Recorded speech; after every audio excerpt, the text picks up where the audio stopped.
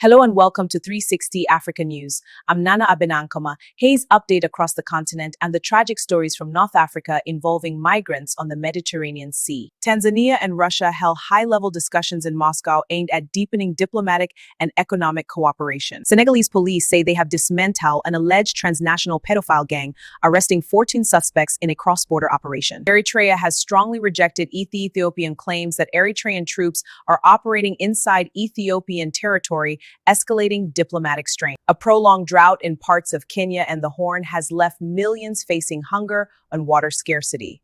Livestock deaths and malnutrition are rising sharply. South Africa announced it will withdraw its troops from the UN peacekeeping operation in the Democratic Republic of the Congo later in 2026 as part of a defense realignment. Somalia's president has criticized Israel's recognition of Somaliland at an international forum, framing it within larger geopolitical concerns. The president stated this move could destabilize the region. The U.S. has approved a short extension of AGOA, preserving duty-free access for African exports, though future certainty remains unclear. A rubber migrant boat carrying 55 people has capsized in the central Mediterranean Sea off the coast of northwestern Libya, north of the coastal town of Zuwara.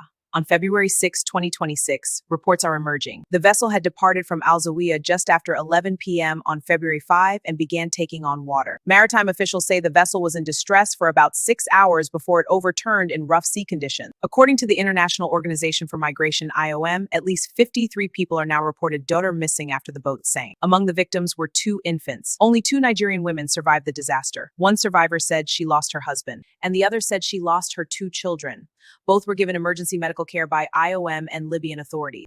The exact identities, nationalities, and ages of most aboard have not yet been publicly confirmed, but survivors reported that they were migrants and refugees of African nationalities. Libya remains a major departure point for migrants trying to reach Europe, particularly Italy, or islands like Lampedusa, despite being unstable with ongoing conflicts since 2011. Smuggling and trafficking networks exploit desperate people by sending them out in overcrowded, poorly maintained, unseaworthy boats are being used across one of the world's deadliest sea migration routes, putting countless lives at risk. The Central Mediterranean migration route has seen hundreds of deaths already this year. The IOM's Missing Migrants Project reports at least 484 people dead or missing on this route alone, with many more likely unrecorded. Extreme weather, rough seas, and the inherent dangers of small inflatable boats contribute to frequent shipwrecks in this area. Traffickers often operate with impunity inside Libya due to weak law enforcement, profiting from smuggling while migrants face exploitation and abuse, including detention, torture, and extortion when intercepted or before departure. The IOM and other humanitarian groups have reiterated calls for safe, legal migration pathways, stronger international cooperation to combat smuggling networks,